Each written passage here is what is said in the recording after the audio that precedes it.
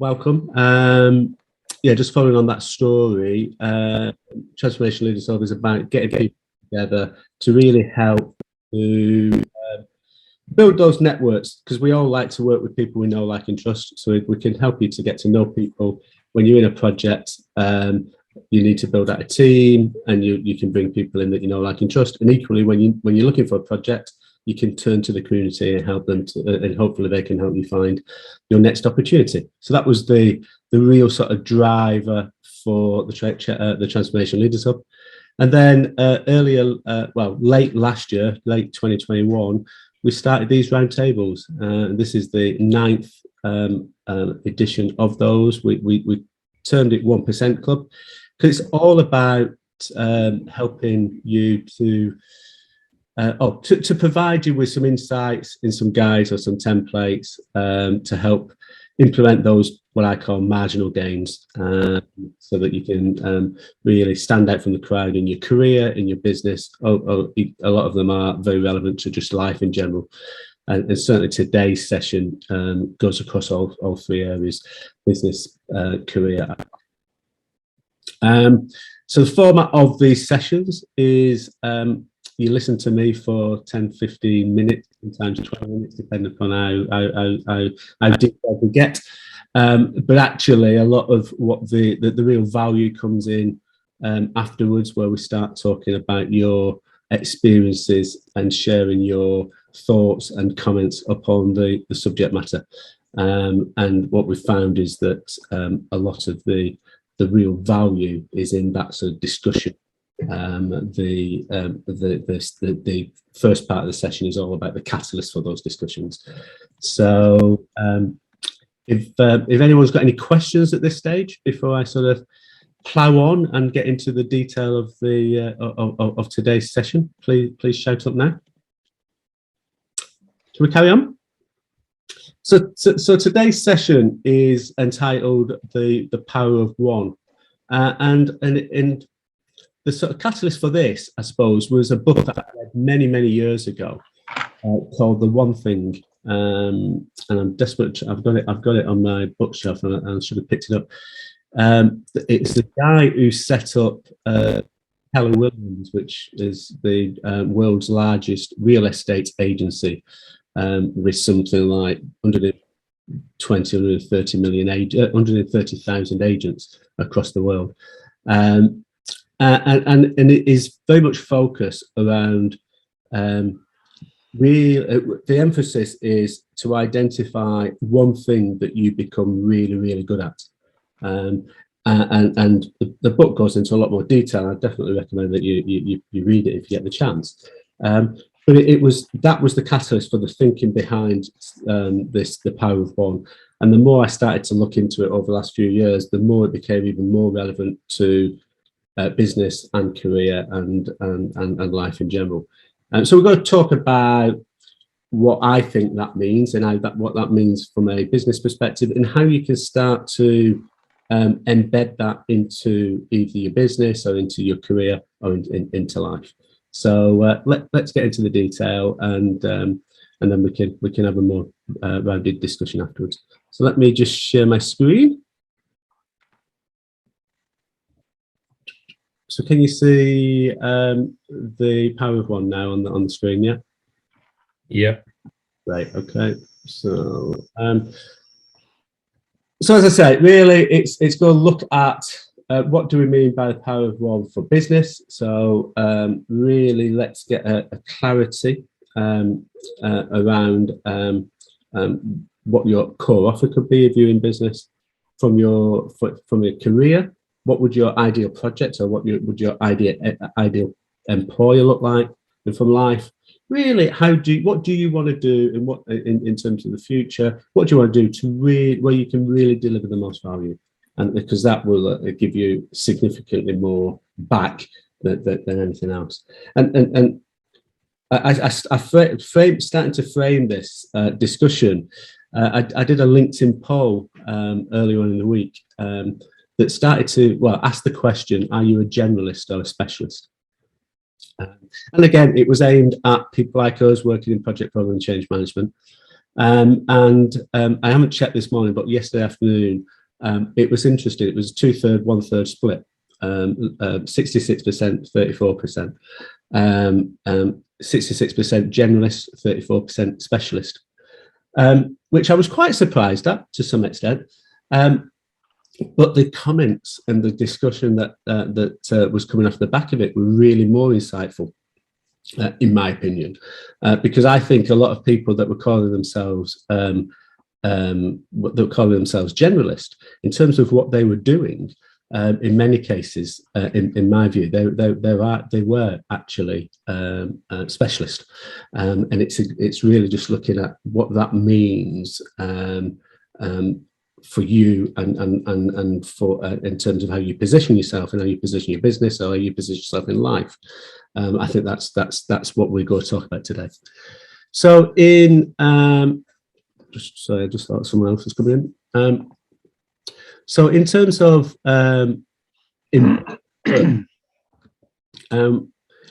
is in consulting in particular, if you look at the consulting marketplace, then 80% of consulting firms classify themselves as generalist. They have got service offerings across a whole range of different areas. They've got people within the consulting firm with different experiences, working in different sectors, etc., etc. And even the most, the 1-man, 2-man, 3-man band consulting firms will tend to be seen and position themselves as generalist. 15% of them, in terms of the global market for consulting firms, see themselves as specialists. And they might be specialist in a particular sector or a particular issue or challenge. I was talking to one person yesterday that had just set up a firm, two people firm, and they were focusing very much around helping organizations get the best out of Salesforce and Salesforce implementation. So they're specialists within the Salesforce implementation world and working with those organizations that have got Salesforce embedded within the business. The next sort of level up are those that sort of position themselves as authorities within a particular market or a particular sector. And again, they classify about 4%. And what happens there is that they become the people that get a lot more press, get a lot more sort of interest. They get involved in podcasts, they get involved in radio shows, TV shows, etc., because they become that sort of organization or an individual that is seen to be the go-to person if anyone wants to talk about or look at resolving issues within a particular sector or a particular area. What I think is the real key for if you are building a consulting business is to really position yourself in that 1% bracket, which links to the 1% club, but in that 1% bracket where you become the go-to person for a particular issue or challenge in a particular sector. So it's niching down really clearly into a particular sector that you enjoy working in and that you get the most and you can deliver the most value, but also being seen and to focus in on one or a small number of particular challenges or issues within that sector. And in that case, you will become the go-to person within that niche. And it's a real way of being able to talk very clearly to a particular customer segment or avatar in the marketing term, talking about their pain points or their opportunities and really positioning yourself in the best possible way. And what you find when you do that is people start knocking on your door, people start talking to you and engaging with you, and it's not about outreach. You get a lot more opportunities coming and knocking on your door, and those that do that in the early days of a consulting business can leverage and grow quite quickly.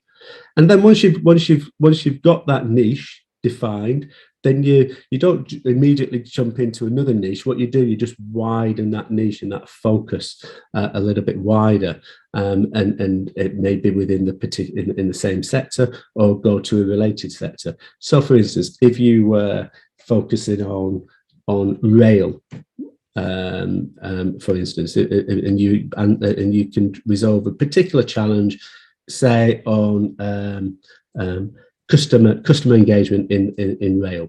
Yeah, what you would do once you'd got a real sort of focus in there, in a real sort of strong client base in there, you maybe go out to Buzz, or you maybe go out to airlines, but still talking about the same issues and the same challenges, because you've got experience in that in a transport related industry that you can then start to expand. And it's a way that you can start to leverage out your business in a very strong way. And this is what we talk about within the 1% Club Mastermind program. And as you can see here, the second part of the first phase of the program, we talk very much about that one thing and have real clarity. And what I've just talked about is the core part of that element.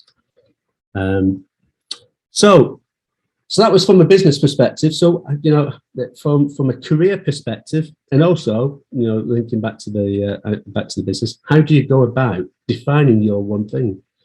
So I think there's 4 elements to this. The first stage is to really understand what your core strengths are. So what makes you unique? And you could say, and this is a question that when I started to get involved in some of the discussion the other day on LinkedIn about the generalist specialist piece, I think this is where a lot of people were struggling when we were saying, so what makes you unique? Well, I'm not unique because I deliver programs and I deliver transformation, I deliver change. Okay, but what do you do? How do you do it? Do you focus on a particular sector? Do you have a particular approach? There are each of us will have a unique style. So let's really get clarity about what makes you unique, and what can you bring that others can't. And that's around the second part of this, which is your core experiences. Yeah. So if you can really start to get clear about your strengths and then really define what your experiences are, then that starts to make you unique, because no one else has have got exactly what you've got. So again, what your core experiences? What have you been involved in? Specific sectors or project types, or is it global or local focus? Is it a particular type of project that you've got involved in? Yeah. Once you get clarity about those 2 things, the next question is, what are you most proud of all the things that you've been involved in? And when I was looking prior to setting up TLH and doing this sort of thinking in my head around all of the projects that I'd been involved in and where they'd originated from, and as I said earlier, 90% of them had come from the network. I've counted up probably about 40, 45, 46 individual initiatives that I'd been involved in over the last 25 years. Some of which were, short, sharp, 3-4 week engagements. Others turned into 2.5 years programs. But when I look back on all of those 40 odd initiatives, a handful really stood out, and really sort of like, and I think if someone says, what have you done in your career? Those are the 4 or 5 things that I always bring out, because they are the stuff that has made me proud. I got involved in the launch of EGG, the financial services organisation. We went from a back office in Dudley to launching a complete new brand in 10 months. That was a really exciting project. And it's looking at those sort of things that you've got really excited about, that you look back and you think, yeah, that's makes me feel really good about myself that I was involved in that. Really start to focus upon those and think about that sort of, wow, what was great about the things that you got involved in, which did you really enjoy? And then the final area is, I've touched on it already, is those which projects, programs, initiatives, activities do you really enjoy? Was it a particular sector? So I know personally, I've done lots of work in different sectors, but probably the sector that I've really enjoyed the most is the social housing sector, because of the type of people that you work with. They're there because they care about the community, and they're really nice people to work with. Challenging, but nice. So it's understanding what you've enjoyed, where you've enjoyed working, the type of organisation, the type of people, and starting to pull together those common elements. And it's my assumption that if you understand and map out your core strengths, and understand and map out your core experiences, and really identify those areas where you're really proud and you've really enjoyed them, the concentric circles, the bit in the middle, will be the stuff that I think you should focus on and become your one thing, because that you've got the experience, you've got your strengths, you really enjoy doing it, and they make you feel proud. So why wouldn't you focus in on those things if you can get more of those things? Does that make sense? Any questions before we go along on that? Yeah, Tony, it's Christian here. I think that makes perfectly good sense. And there's some really interesting things in here. And I think one of the things that stand out to me is under core strength is what can you bring that others can't? And I think the interesting bit there is that if you're able to put what I found for myself, when I'm able to actually put that down on a piece of paper and write it for myself, I kind of realized that, you know what, other people can also do this, but how do I do this better than the person next to me? Yeah. And what do I do that is different? And that also helps me when I'm in a situation where I need to go to a client, or I need to meet with a senior, or I need to engage with stakeholders, to remove that imposter syndrome as such and look at, okay, you know what, I know what I can do. How do I get about making sure that you also understand what I can do is a slightly different thing. I'm not talking about my skill set. I'm talking about how do I engage with you so that you understand that we can deliver this with my expertise coming behind it. I really like the things that you put on here. It's really, really good. Thanks. Thanks, Tristan. Any other comments before we go on to the life part of the three elements? Okay, let me continue then. So with I think that the piece that we've just done there is relevant from a career perspective, but it's equally relevant from a business perspective. And the next one really, I think, is relevant across everything, which is what we're looking at here, is the value of going deep but not wide. And this definitely comes from the One Thing book, and the premise here is that, and let's talk about social media, for instance, and if you are in that world, about trying to get people to engage with you, whether it's to stand out from the crowd, to pick up new opportunities for projects or for career, etc., or within business, trying to generate clients.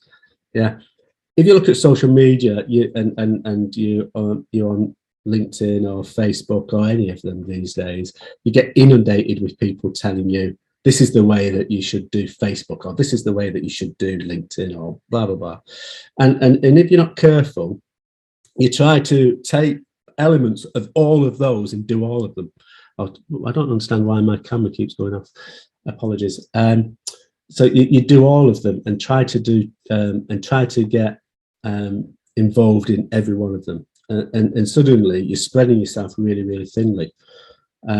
And what the One Thing talks about, and what I think, and I've learned certainly over the last few years, is that by just focusing upon one, whether that's Facebook, LinkedIn, or Instagram, or whatever it is, and really going deep and really understanding what works and what doesn't work, and that sort of process of testing and trying different things and evaluating whether they work, and really embedding that in repeating it, and that sort of rinse and repeat process is critical, because you get far greater results far quicker by going deep than you ever will by going wide. And so then you start to say, okay, why do people go wide and not focus upon anything? And I suppose we've started to use this term of FOMO, fear of missing out, I think it's as relevant here. We've used it in the family because my daughter's 18 years. She's gone to university. She's getting involved in every bit of social activity that she can possibly be because she's got a fear of missing out, and she's knackered by the end of the term. So she comes back home and just sleeps for the period that she's home. But she's got this fear of missing out, and I think there's a part of that within what we do generally within life. There's this sort of tendency to hedge ourselves and hedge our bets and really saying, okay, I'm going to tip my toes into all of these things to see what really fits best. And in reality, you never jump in, and you've just got to stop hedging, and you've got to jump in and say, I'm going to put everything into this one thing until I get this working really, really well. Once they've worked it well, I automate it, or I get someone else to do it for me, and then I move on to the next thing. And I think certainly in my experience, when I've done that, the results that I get are significantly better, and they come through much quicker than they ever do if I'm trying to spin lots and lots of plates across different things. So how do you go about that? To some extent, just stop doing them. Ask the question, is this really, being clear about where you want to get to, whether that's in business, whether that's in life, or whether that's in your career, having that absolute clarity upon the vision and your goals and on your objectives, and then asking a really simple question. Is doing this, will it take me closer to or further away from that vision? And if it's taking you further away from it, just stop doing it, and focus upon the stuff that's taking you closer towards your end vision. So, Tony, very quickly on that point, have you read the book "Will It Make the Boat Go Faster"? No, I haven't. Oh, it's about it's sort of a business book, but it's written by an Olympian who won the gold medal in rowing. And what they decided was that they weren't getting anywhere. So they decided they would look at every single thing that they did and ask that one basic question: will it make the boat go faster? Yeah. And it got obsessive with things like, if I go to that birthday party, will it make the boat go faster? So, and they wouldn't go, not just what they were doing in the boat itself and technique, etc. And they were brutally honest with each other. But in the end, they won the gold medal because they focused solely on what makes that better. Yeah. And it was everything they did in their whole, in fact, it went from outside of the rowing to their lives, and they missed birthdays and, wedding parties and you name it. And it was, it was a great book, really good. Oh, right. I need to read that. They apply it to business as well, because he's become a business consultant about how to succeed. Yeah. Now, it reminds me of I suppose where the term a lot of the term sort of marginal gains has come from a lot of people. And so Dave Brailsford with British Cycling, and he was doing the same. He basically absolutely broke everything down to its component parts. And say, okay, how can we make a 1% improvement in each one of these areas? On the understanding that if you do 1% everywhere, you get significantly more than 1% uplift in performance. They were the first cycling team to go out and travel with their own mattresses. And so they'd be stated, and I was at a talk with him many years ago, and he was saying that when they set up Sky Cycling and Sky Team on the Tour de France, they were the first ones to be taking however many mattresses with them, and I was quite surprised at the time, but they stay in quite run down hotels on Tour de France. You know, they're like travel lodges and stuff like that. But they go in, they whip off the mattress in the room and put their own mattresses down, and they just and because of that, the riders get a better sleep, they get better prepared, and they can perform better the following day. And it is these little breaking everything down to component parts and saying, what can we do slightly different? And that's the premise of what we're doing here in terms of 1% Club. It's like, can we look at implementing some simple techniques that can help you to become a better version of yourself, whether that's in life, whether that's in business, or whether that's in career. Yeah. So, any experiences or comments that you would like to make on the one thing and the power of one? Oh, Brendan, hand up. Yeah, two things. I mean, firstly, that model, I think you've presented it before, and I saw it recently on LinkedIn, and it's really bugging me. But the area in the middle of your model, there's a Japanese word that defines that, and I can't for the life of me remember what that is. So I'm going to have to trawl through my network and try and find it again. But, you know, kind of, I love that. I think kind of if you can find that, that is so important as your kind of your driver, the thing that makes you tick. But the other thing I think is about evolutionary principles. And there's a lot of stuff that you talked about in terms of a niche and finding a niche where you don't have to compete. And, you know, people talk about, you know, animals and their feeding behaviors and how they exploit that. But the risk is obviously other competitors go into that niche and take over your space, or that niche no longer exists. So, you know, extinction events and things like that happen in nature. So, you know, as a consultant, whilst I totally agree with you, and, you know, it's all about being able to define what that value is and, you know, being able to exploit that. I think that whole idea of fear of being in a place that won't exist is there. And, you know, where you go where the work is, you go where the money is. And I think that drives a lot of people in terms of their behaviors. Yeah, it's interesting that, Ben. I think they totally agree that's always the challenge. And when you are, and what we do when we're talking to clients about that are focused upon building a consulting business, it is very much about, let's define the niche. But once you've defined it, let's make sure it's big enough for you to survive. Because it's, you know, if you get a niche down and there's only one organization and that one organization says no, you're stuffed. So it needs to be wide enough for you to be able to build and scale a business. Absolutely.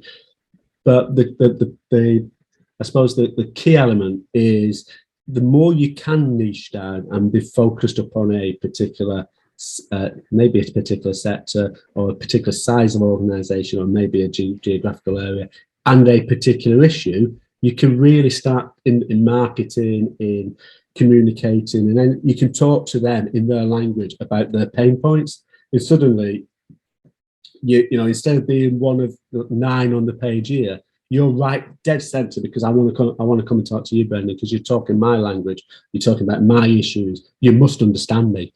So there is that connection straight away.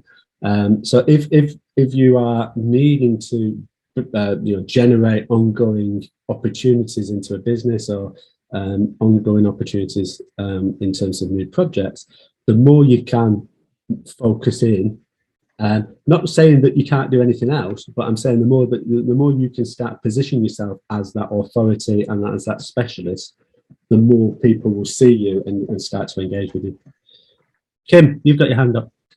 Yeah, it was interesting because I did your survey and I said I was a generalist, but then you threw something out on one of the calls yesterday that made me rethink that. And I'm still wrapping my head around what it means to be a consultant. So when I was in the corporate world, definitely a generalist. I was a leader, could talk about transferable skills, could move anywhere, do anything kind of. But now as a consultant, I don't actually think of myself as a generalist, but I hadn't made that flip until you kind of posed that. So now, yeah, it is very much focused on one area. And I think I might have had that same focus in the corporate world, but I never thought of it that way. So I think the positioning kind of changes as you move into a consultancy, and it's getting your head around that. Yeah, but I don't think it's not. you know, we're probably all generalists, you know, because we've all worked across lots of organisations and different functions, etc., etc. So you can all be absolutely. We've got skills that can be generally applied across different challenges organisations are facing. I suppose the focus here is that if you are,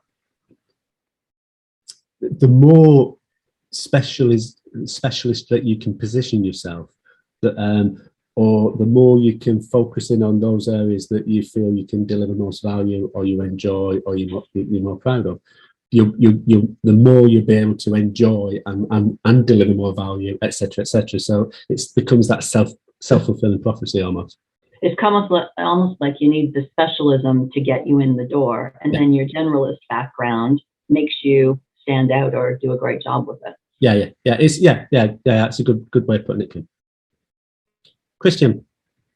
No, I think you covered it. This about actually going niche to begin with, going specialist in straight away, and then you all the generalistic skills we have will serve you really well there. But if you're starting out something new, a small consultancy, 1 or 2 people, if you go generalist, you're not going to get the bandwidth, you're not going to get the authority when you talk to the bigger corps. But if you do go niche specifically, your lingo is there and all those kind of things. I think that's the it's interesting. I was talking to someone the other week, and I was using the medical analogy, that, you know, if you've broken your leg or damaged your knee or had a heart attack, you want a specialist to look after you. You don't want to go down to the GP and the GP looking after you.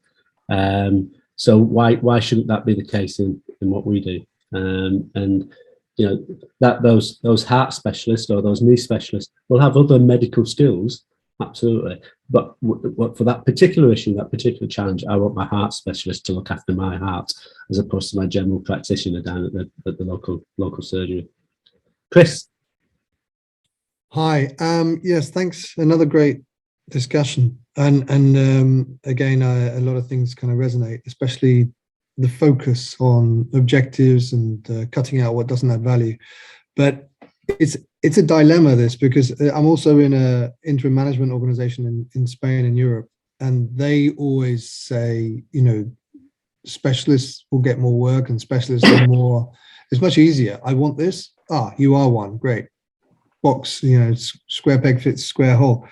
But business transformation, a lot has always been talked about, matrix management, cross-functional management, and this type of thing. And business transformation really crosses all aspects. You have to be able to have those touch points with the finance, with the comms, with the HR, with the marketing. You've got to have those touch points. And the older you get, you realize the less you know, which is another problem.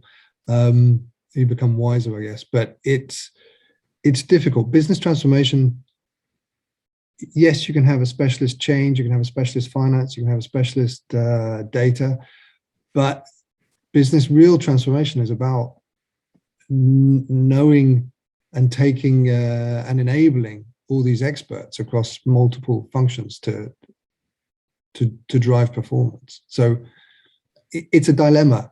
I understand what you're saying. I'm probably shooting myself in the foot. I'll be quiet on that one. I think it's interesting, because you're just saying there that you know, as a transformation leader, you and you and I have had lots of conversations. You know, when you position yourself, you do a lot of global. You prefer working with the global organisations. You prefer working with large-scale global organisations. So business transformation is a very, very broad project management program, very, very broad sort of subject area.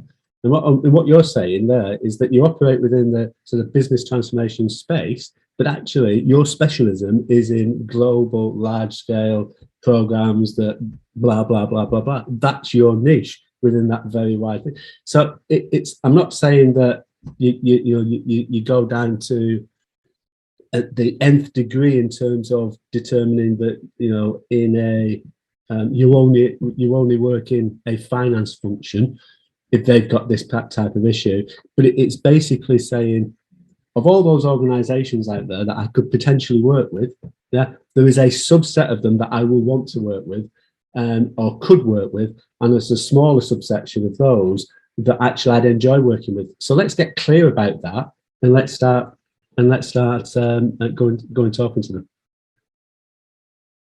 Neil, you've got your hand up.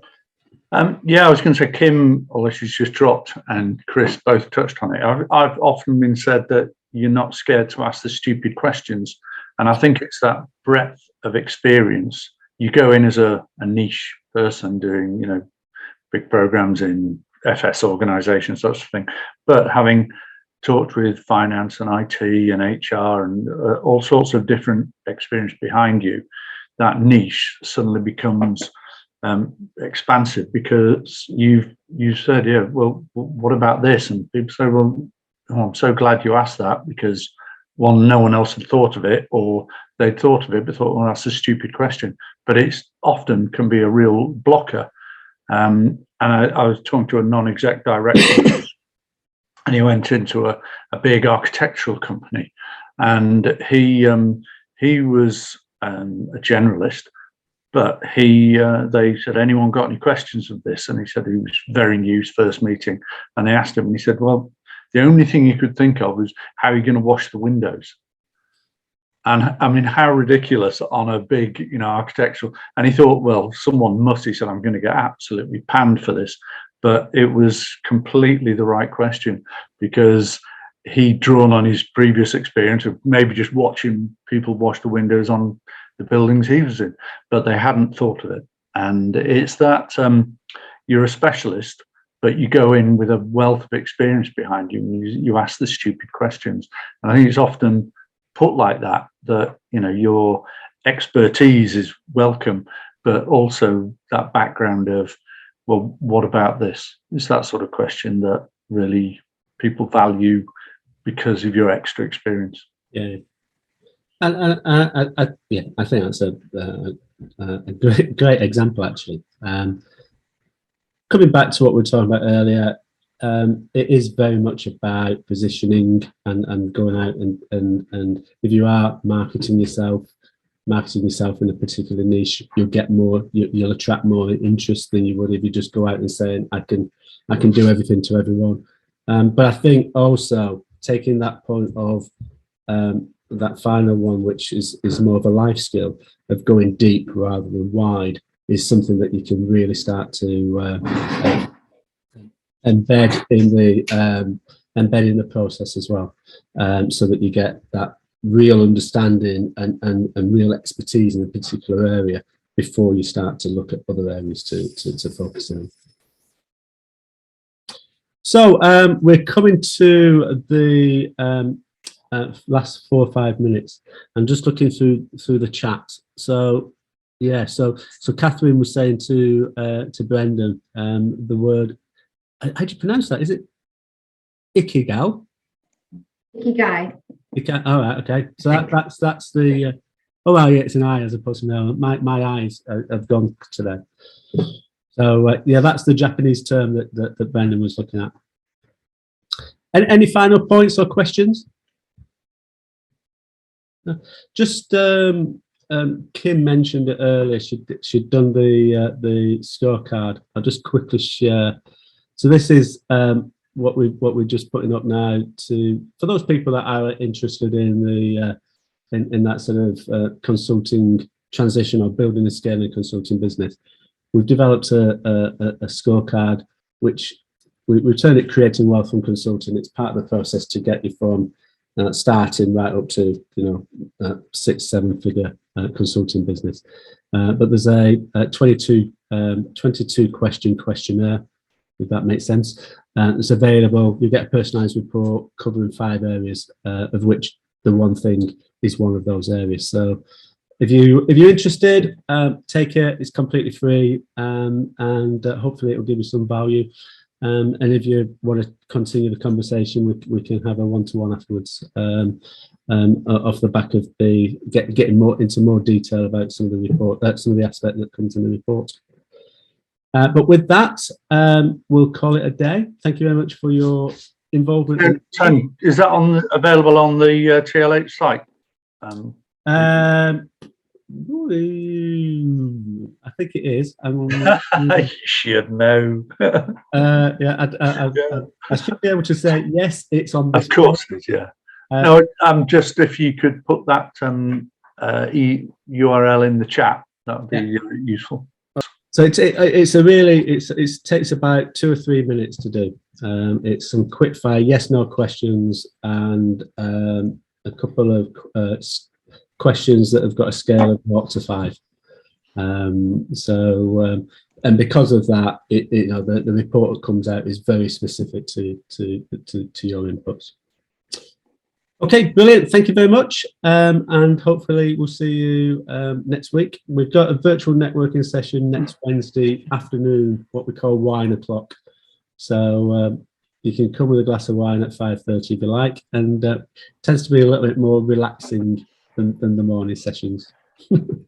Jolly good. Speak to you soon. Thank you. Bye-bye. Cheers, Tony. Really good. Thanks. Thanks. Bye. Bye.